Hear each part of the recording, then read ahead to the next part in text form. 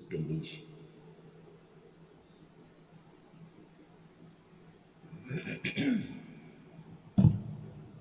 الله أكبر.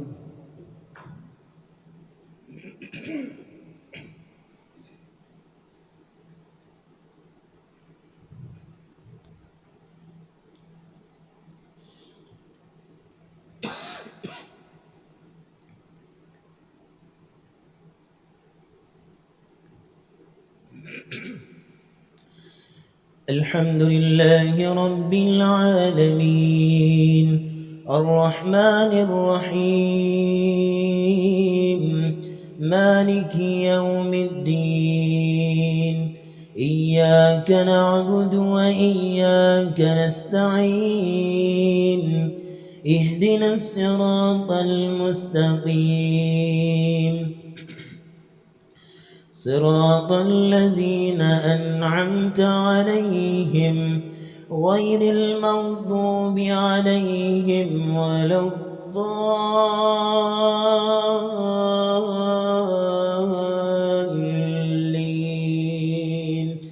آمين.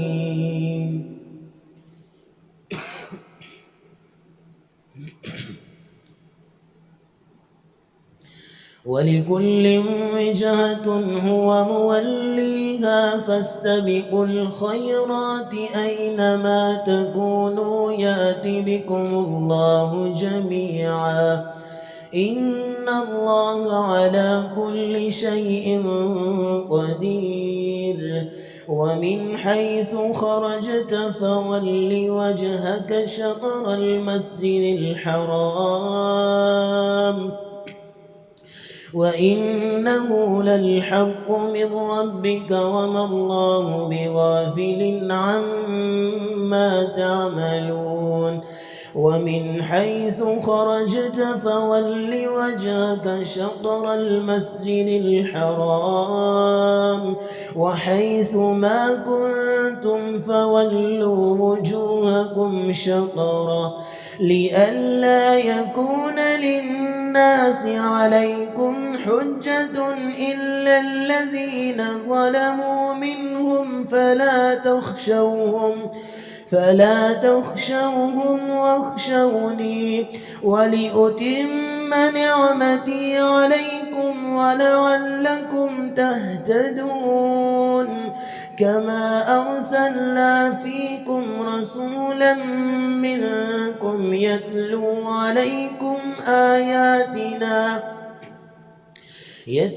عليكم آياتنا ويزكيكم ويعلمكم الكتاب والحكمة ويعلمكم ما لم تكونوا تعلمون. فاذكروني أذكركم واشكروا لي ولا تكفرون. يا أيها الذين آمنوا استعينوا بالصبر والصلاة إن الله مع الصابرين. ولا تقولوا لمن يقتل في سبيل الله أموات بل أحياء ولكن لا تشعرون. ولنبلونكم بشيء من الخوف والجوع ونقص من الأموال والأنفس والثمرات وبشر الصابرين الذين إذا أصابتهم مصيبة قالوا إنا لله وإنا إليه راجعون. أولئك عليهم صلوات من ربهم ورحمة وأولئك هم المهتدون. إن الصفا والمروة من شعائر الله فمن حج البيت أو اعتمر فلا جناح عليه أن يطوف بهما، فمن تطوع خيرا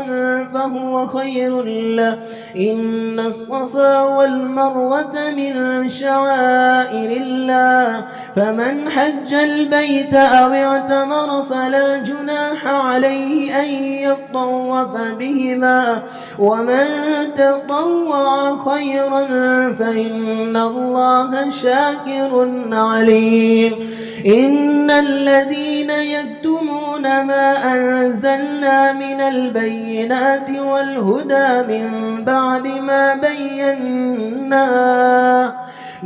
بعد ما بيناه للناس في الكتاب أولئك يلعنهم الله ويلعنهم اللاعنون، إلا الذين تابوا وأصلحوا وبينوا فأولئك أتوب عليهم وأنا التواب الرحيم. إن الذين كفروا وماتوا وهم كفار أولئك عليهم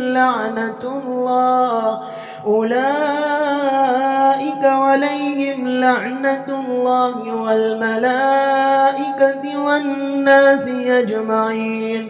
خالدين فيها لا يخفف عنهم العذاب ولا هم ينظرون. وإلهكم إله واحد لا إله إلا هو الرحمن الرحيم. إن في خلق السماوات والأرض واختلاف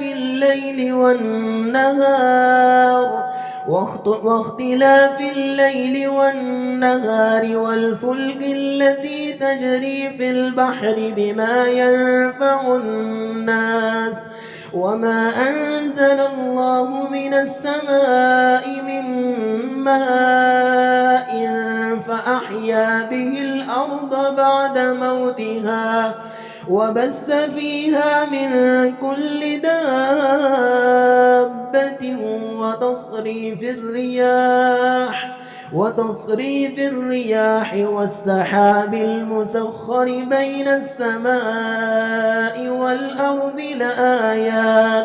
لآيات لقوم يعقلون.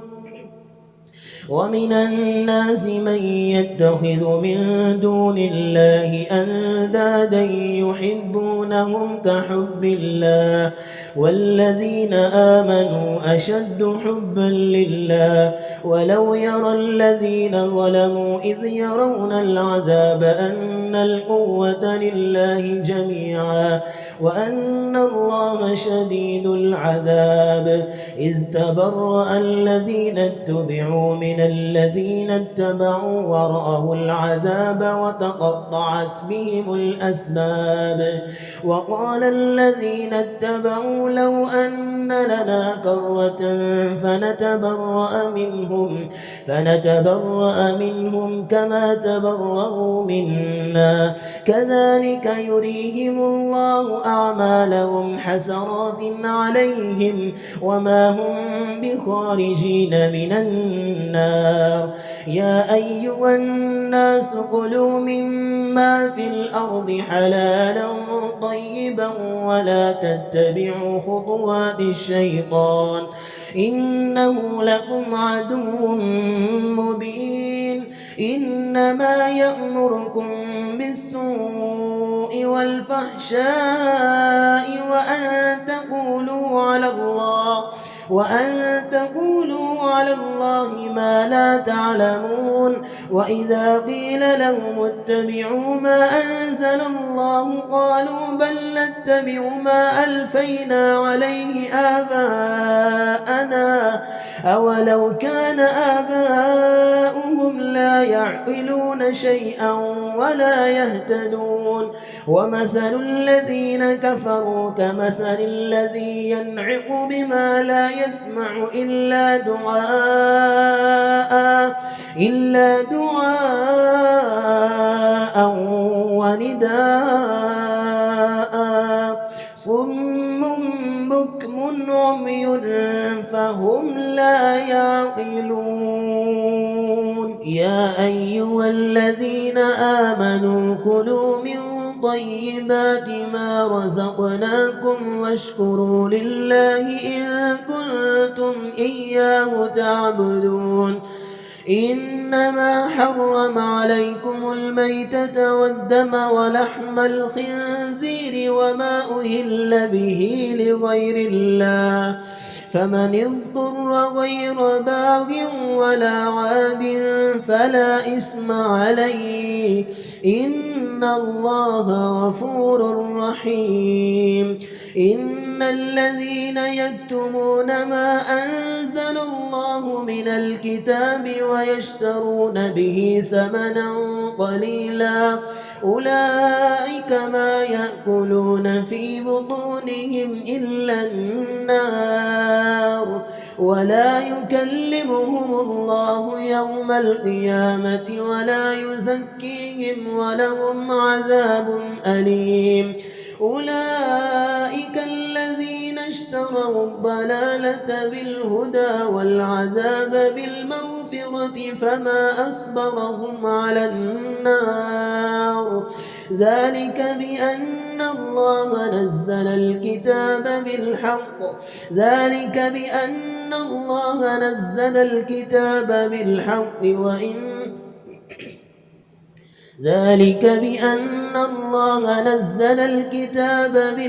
وأن الله ليس بظلام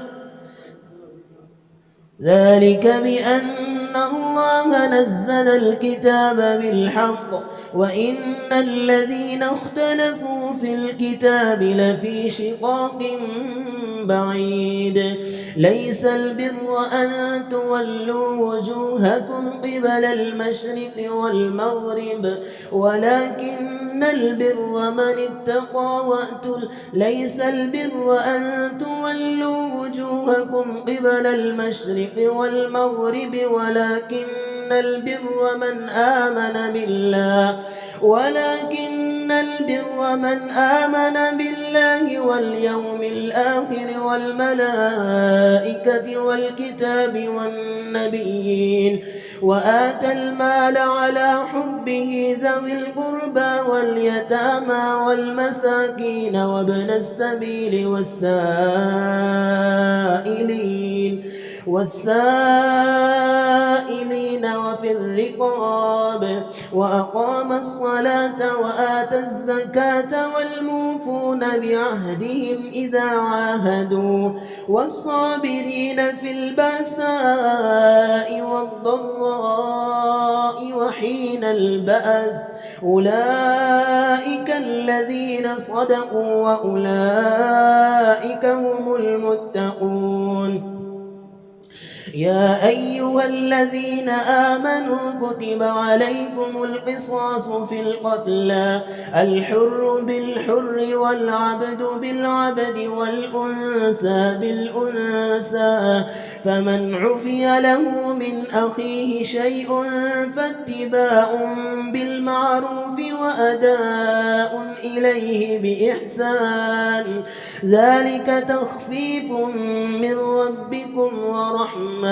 فمن اعتدى بعد ذلك فله عذاب أليم. ولكم في القصاص حياة يا أولي الألباب لعلكم تتقون. كتب عليكم إذا حضر أحدكم الموت إن ترك خيرا الوصية للوالدين والأقربين بالمعروف حقا على المتقين فمن بدله بعدما سمعه فإنما إثمه على الذين يبدلونه إن الله سميع عليم. فمن خاف من موص جنفا أو إثما فأصلح بينهم فلا إثم عليه إن الله غفور رحيم. يا أيها الذين آمنوا كتب عليكم الصيام كما كتب كتب على الذين من قبلكم لعلكم تتقون أياما معدودات فمن كان منكم مريضا أو على سفر فعدة من أيام أخر وعلى الذين يطيقونه فدية طعام مسكين فمن تطوع خيرا فهو خير له وأن تصوموا خير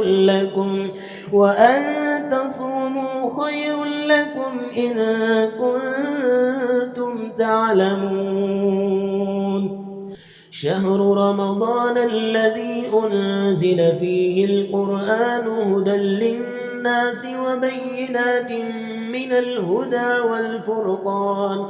فمن شهد منكم الشهر فليصم ومن كان مريضا أو على سفر فعدة من أيام أخر يريد الله بكم اليسر ولا يريد بكم العسر ولتكملوا العدة ولتكبروا الله على ما هداكم ولعلكم تشكرون وإذا سألك عبادي عني فإني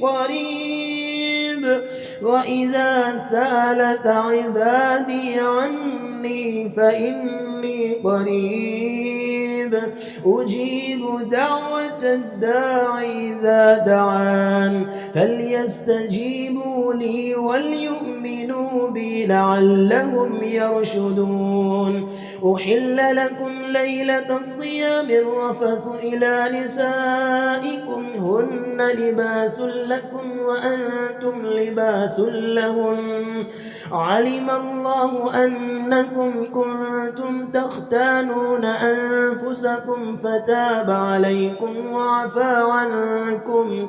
فالآن باشروهن وابتغوا ما كتب الله لكم وكلوا واشربوا حتى يتبين لكم الخيط الأبيض من الخيط الأسود من الفجر ثم أتموا الصيام إلى الليل ولا تباشروهن وأنتم عاكفون في المساجد تلك حدود الله فلا تقربوها كذلك يبين الله آياته للناس لعلهم يتقون ولا تأكلوا أموالكم بينكم بالباطل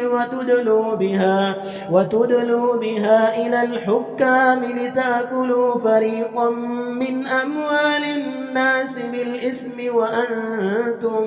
وأنتم تعلمون يسألونك عن الأهلة قل هي مواقيت للناس والحج وليس البر بأن تأتوا البيوت من ظهورها ولكن البر من اتقى وأتوا البيوت من أبوابها واتقوا الله لعلكم تفلحون وقاتلوا في سبيل الله الذين يقاتلونكم ولا تعتدوا إن الله لا يحب المعتدين واقتلوهم حيث ثقفتموهم وأخرجوهم من حيث أخرجوكم والفتنة أشد من القتل ولا تقاتلوهم عند المسجد الحرام حتى يقاتلوكم فيه فإن قاتلوكم فاقتلوهم كذلك جزاء الكافرين فإن انتهوا فإن الله غفور رحيم وقاتلوهم حتى لا تكون فتنة ويكون الدين لله فإن انتهوا فلا عدوان إلا على الظالمين الشهر الحرام بالشهر الحرام والحرمات قصاص فمن اعتدى عليكم فاعتدوا عليه بمثل ما اعتدى عليكم واتقوا الله واعلموا أن الله مع المتقين وأنفقوا في سبيل الله ولا تلقوا بأيديكم إلى التهلكة وأحسنوا إن الله يحب المحسنين وأتموا الحج والعمرة لله فإن أحصرتم فما استيسر من الهدي ولا تحلقوا رؤوسكم حتى يبلغ الهدي محله فمن كان منكم مريضا أو به أذى من رأسه ففدية من صيام أو صدقة أو نسك فإذا أمنتم فمن تمتع بالعمرة إلى الحج فما استيسر من الهدي فمن لم يجد فصيام 3 أيام في الحج و7 إذا رجعتم تلك 10 كاملة ذلك لمن لم يكن أهله حاضر المسجد الحرام واتقوا الله واعلموا أن الله شديد العقاب الحج أشهر معلومات فمن فرض فيهن الحج فلا رفث ولا فسوق ولا جدال في الحج وما تفعلوا من خير يعلمه الله وتزودوا فإن خير الزاد التقوى واتقون يا أولي الألباب ليس عليكم جناح أن تبتغوا فضلا من ربكم فإذا أفضتم من عرفات فاذكروا الله عند المشعر الحرام واذكروه كما هداكم وإن كنتم من قبله لمن الضالين ثم أفيضوا من حيث أفاض الناس واستغفروا الله إن الله غفور رحيم فإذا قضيتم مناسككم فاذكروا الله كذكركم آباءكم أو أشد ذكرا فمن الناس من يقول ربنا آتنا في الدنيا وما له في الآخرة من خلاق ومنهم من يقول ربنا آتنا في الدنيا حسنة وفي الآخرة حسنة وقنا عذاب النار أولئك لهم نصيب مما كسبوا والله سريع الحساب واذكروا الله في أيام معدودات فمن تعجل في يومين فلا إثم عليه ومن تأخر فلا إثم عليه لمن اتقى واتقوا الله واعلموا أنكم إليه تحشرون ومن الناس من يعجبك قوله في الحياة الدنيا ويشهد الله على ما في قلبه وهو ألد الخصام وإذا تولى سعى في الأرض ليفسد فيها ويهلك الحرث والنسل والله لا يحب الفساد ومن الناس من وإذا قيل له اتق الله أخذته العزة بالإثم فحسبه جهنم ولبئس المهاد ومن الناس من يشري نفسه ابتغاء مرضات الله والله رؤوف بالعباد يا أيها الذين آمنوا ادخلوا في السلم كافة ولا تتبعوا خطوات الشيطان إنه لكم عدو مبين فإن زللتم من بعد ما جاءتهم البينات فاعلموا أن الله عزيز حكيم. هل ينظرون إلا أن يأتيهم الله في ظلل من الغمام والملائكة وقضي الأمر وإلى الله ترجع الأمور.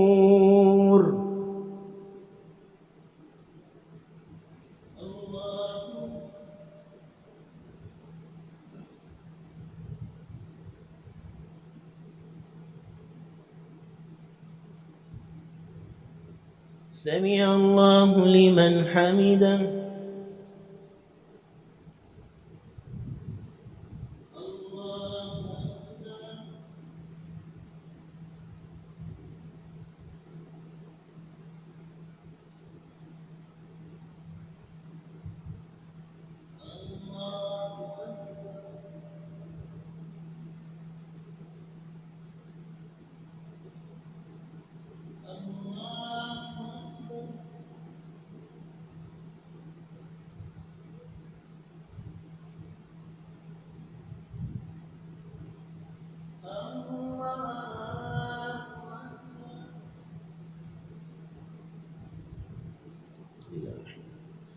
الحمد لله رب العالمين الرحمن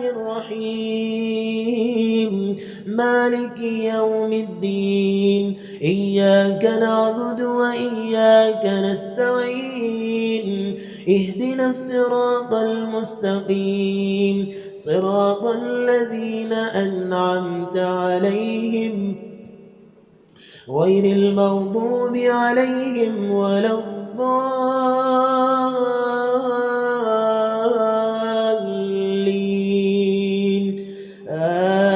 آمين. سل بني إسرائيل كم آتيناهم من آية بينة ومن يبدل نعمة الله من بعد ما جاءته فإن الله شديد العقاب. زين للذين كفروا الحياة الدنيا ويسخرون من الذين آمنوا والذين اتقوا فوقهم يوم القيامة والله يرزق من يشاء بغير حساب. كان الناس أمة واحدة فبعث الله النبيين مبشرين ومنذرين وأنزل معهم الكتاب بالحق ليحكم بين الناس فيما اختلفوا فيه وما اختلف فيه إلا الذين أوتوه من بعد ما جاءتهم البينات بغيا بينهم فهدى الله الذين آمنوا لما اختلفوا فيه من الحق بإذنه والله يهدي من يشاء إلى صراط مستقيم. أم حسبتم أن تدخلوا الجنة ولما يأتكم مثل الذين خلوا من قبلكم مستهم البأساء والضراء وزلزلوا حتى يقول الرسول والذين آمنوا معه متى نصر الله ألا إن نصر الله قريب. يسألونك ماذا ينفقون قل ما أنفقتم من خير فللوالدين والأقربين واليتامى والمساكين وابن السبيل وما تفعلوا من خير فإن الله به عليم. كتب عليكم القتال وهو كره لكم وعسى أن تكرهوا شيئا وهو خير لكم وعسى أن تحبوا شيئا وهو شر لكم والله يعلم وأنتم لا تعلمون. يسألونك عن الشهر الحرام قتال فيه قل قتال فيه كبير وصد عن سبيل الله قل قتال فيه كبير وصد عن سبيل الله والمسجد الحرام وإخراج أهله منه أكبر عند الله. قل قتال فيه كبير وصد عن سبيل الله والمسجد الحرام قل قتال فيه كبير وصد عن سبيل الله وكفر به والمسجد الحرام وإخراج أهله منه أكبر عند الله والفتنة أكبر من القتل ولا يزالون يقاتلونكم حتى يردوكم عن دينكم إن استطاعوا ومن يرتد منكم عن دينه فيمت وهو كافر فأولئك حبطت أعمالهم في الدنيا والآخرة وأولئك أصحاب النار هم فيها خالدون. إن الذين آمنوا والذين هاجروا وجاهدوا في سبيل الله أولئك يرجون رحمة الله والله غفور رحيم. ولا تنكحوا المشركات حتى يؤمن ولأمة مؤمنة خير من مشركة ولو أعجبتكم ولا تنكحوا المشركين حتى يؤمنوا ولعبد مؤمن خير من مشرك ولو أعجبكم أولئك يدعون إلى النار والله يدعو إلى الجنة والمغفرة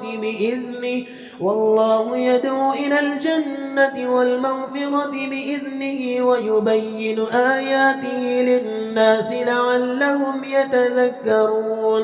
ويسألونك عن المحيض قل هو أذى فاعتزلوا النساء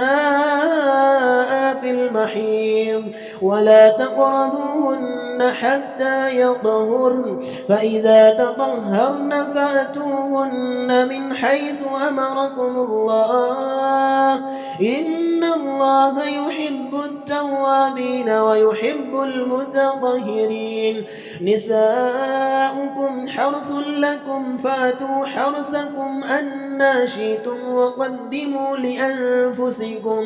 واتقوا الله واعلموا أنكم ملاقوه وبشر المؤمنين. ولا تجعلوا الله عرضة لأيمانكم أن تبروا وتتقوا وتصلحوا بين الناس والله سميع عليم. لا يؤاخذكم الله باللغو في أيمانكم ولكن يؤاخذكم بما كسبت قلوبكم والله غفور حليم. للذين يؤلون من نسائهم تربص 4 أشهر فإن فاءوا فإن الله غفور رحيم. وإن عزموا الطلاق فإن الله سميع عليم. والمطلقات يتربصن بأنفسهن 3 قروء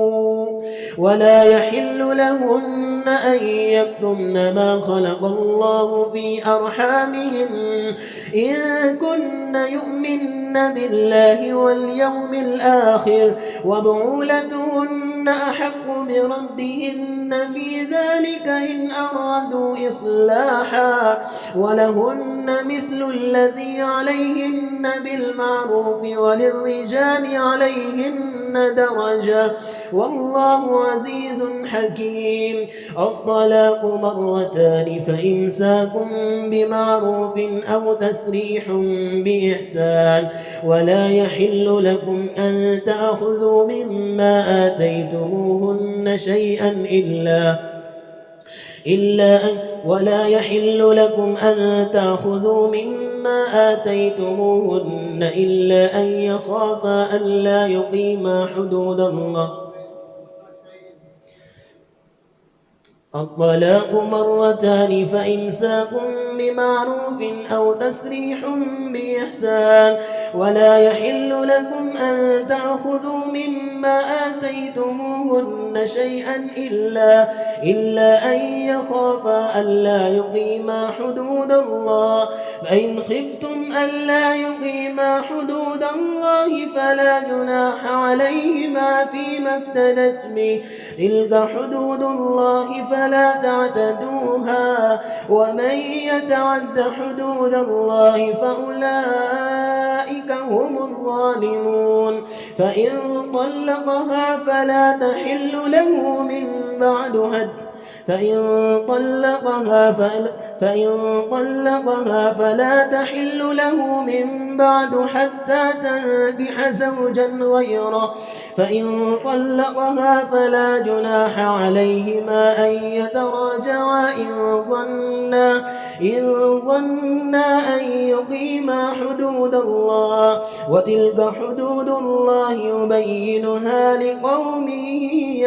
يعلمون وإذا طلقتم النساء فبلغن أجلهن فأمسكوهن بمعروف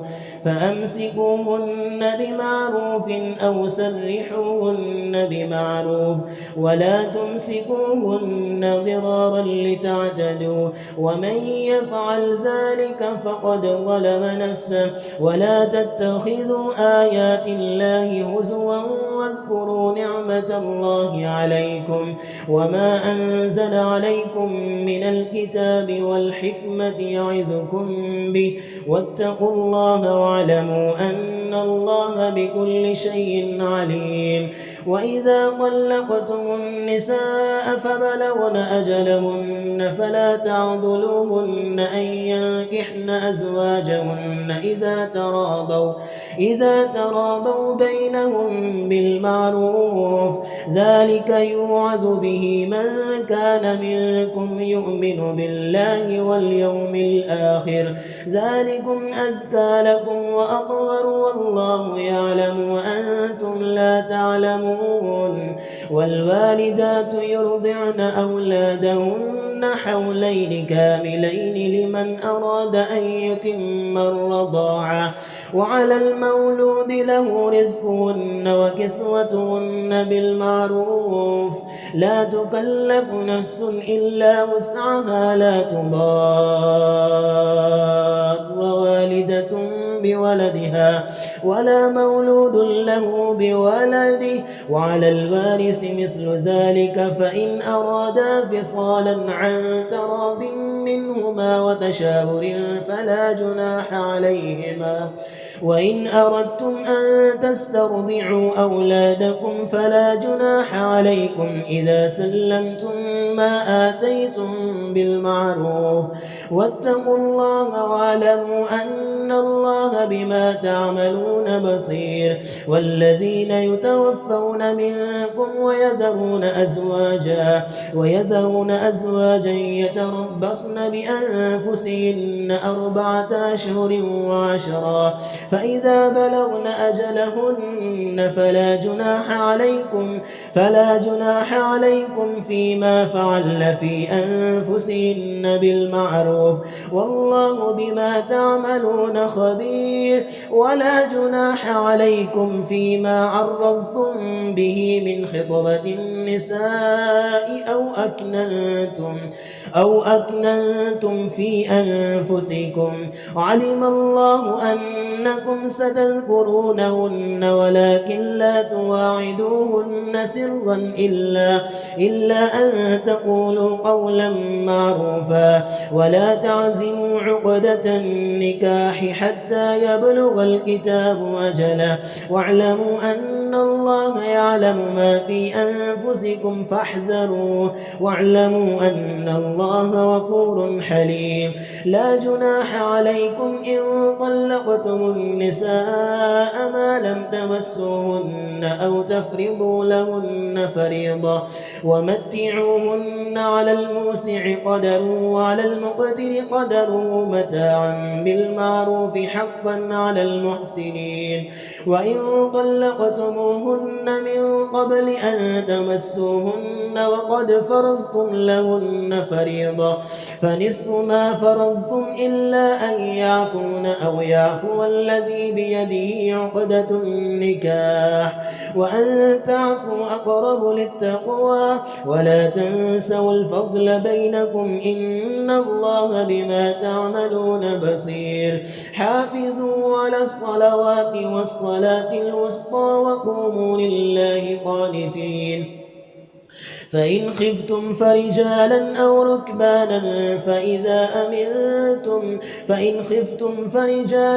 ركبانا فإذا أمنتم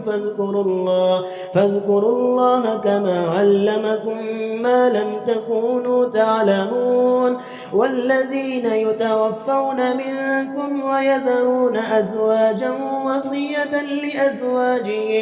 وصية لأزواجهم متاعا إلى الحول غير إخراج فإن خرجن فلا جناح عليكم فيما فعلن في أنفسهن من معروف والله عزيز حكيم وللمطلقات متاع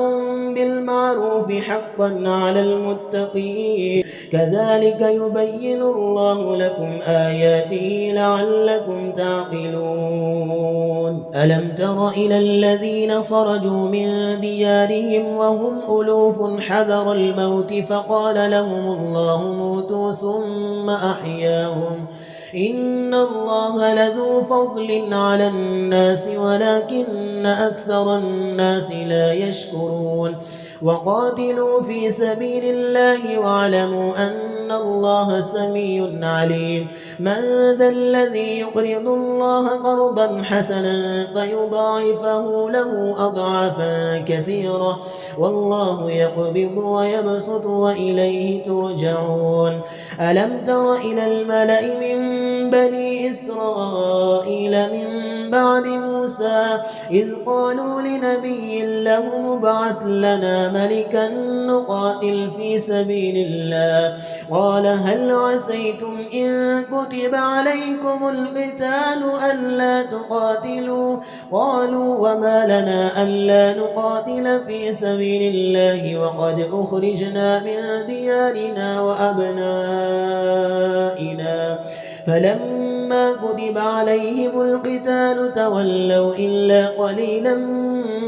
منهم والله عليم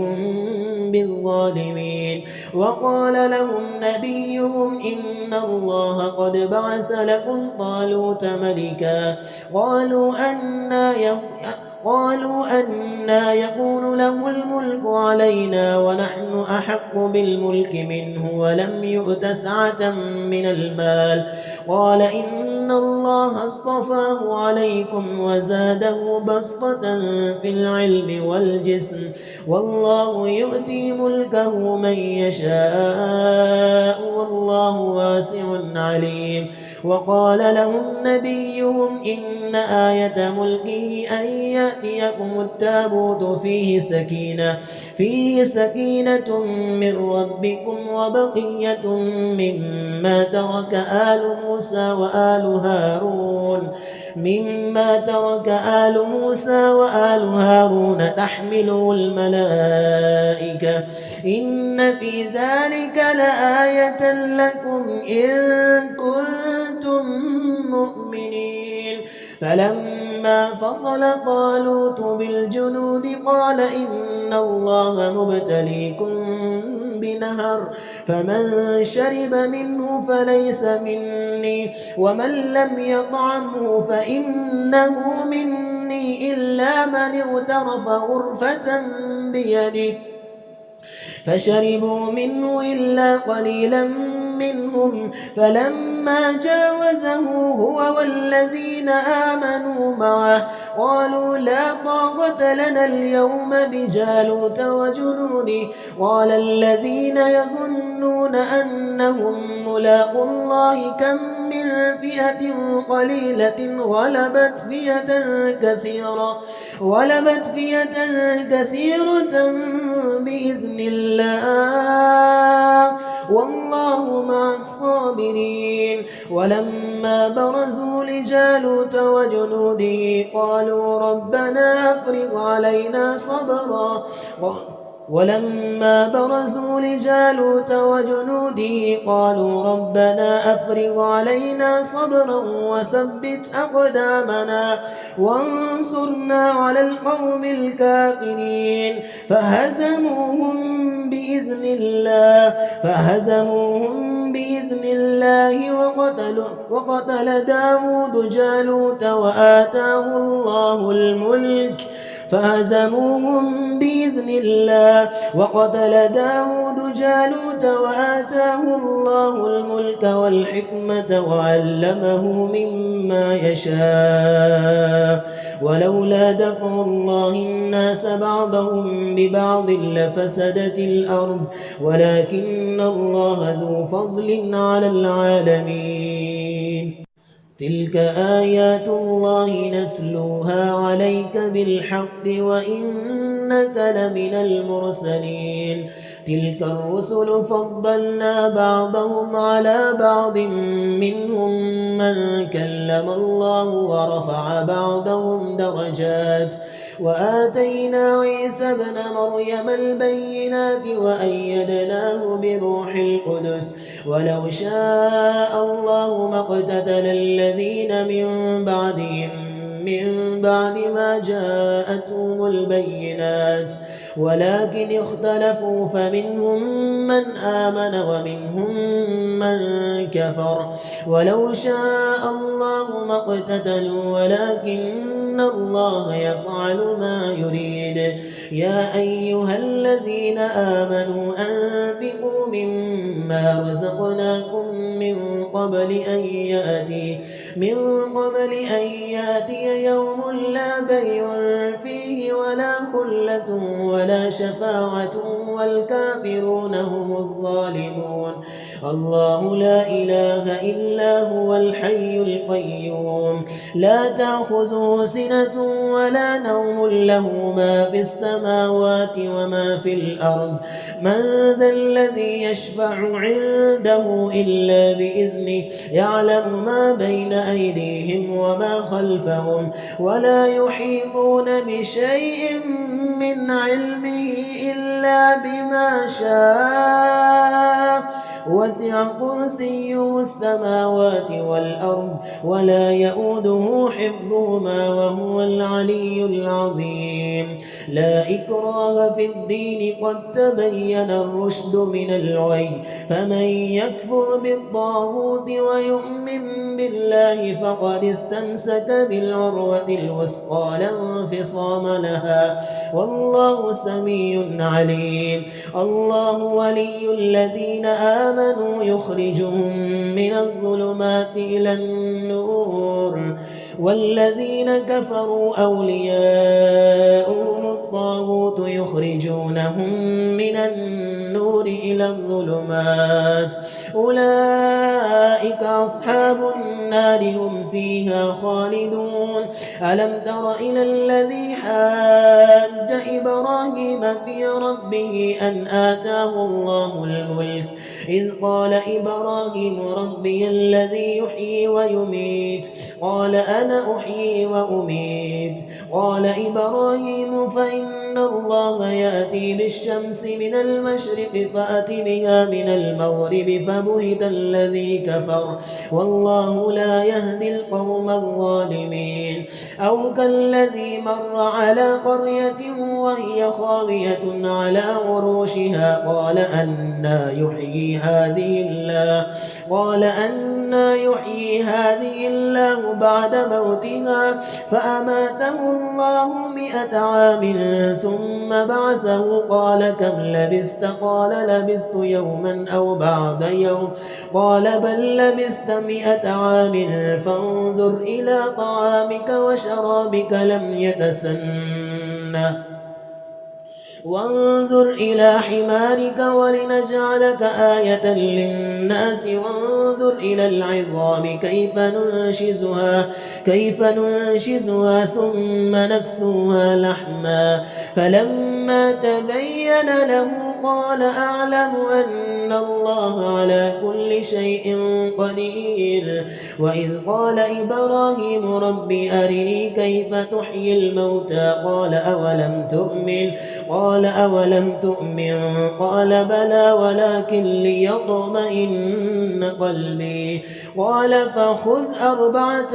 من الطير فصرهن إليك ثم اجعل على كل جبل منهن جزءا ثم ادعهن يأتينك سعيا واعلم أن الله عزيز حكيم.